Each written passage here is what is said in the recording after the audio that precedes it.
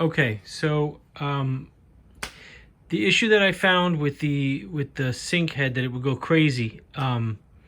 I reseated all of the cards. I changed a couple of key capacitors inside of the oscillator, and it seems to have taken care of it. I switch back and forth now, and I don't get the craziness to happen.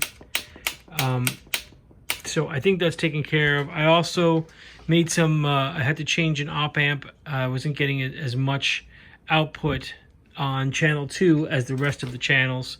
But now it's calibrated. I calibrated it to 185 nanowebers per meter, which is this is a minus 10 dB machine. So that I talked to Andrew and he felt that was the right fit. So that's now done.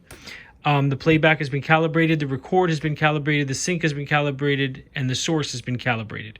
So let me show you what that looks like. I'm producing 1K here at 0 dBs. All of the input knobs. Unity is at 6. You can see them all at 6. You see? 6 and 6. So what that means is when I look at the signal, that's 0 dBs coming off the machine, they are all 0 dB. And that's the direct input signal. Now when I go to record, I'm going to record channels 1 through 4. Right? I'm going to go to play. And again, this is 1 kilohertz, so this is the center frequency. So there's 0, there's 0, there's 0, and there's 0. And then I'm going to go to 10K. And now 10K is 0, 0, 0, and, well, it was about 0. That's I should clean the heads again. This is something you have to constantly be cleaning. That could be just some grit that was on there.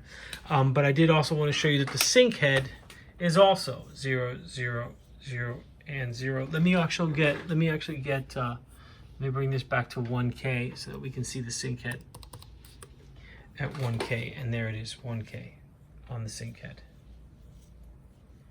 So this guy's fully calibrated, man. It's I also I oiled the 2 brackets on the transport, so they're running nice and smooth. I polished up the capstan. That's nice and smooth. I reflowed some solder on the head connections there, because it kind of felt like there was something a little bit loose there. So that's all been done. And I think that's basically it. I mean, the machine is running pretty well now. I'm not getting that sync issue show up anytime anymore. It doesn't even waver.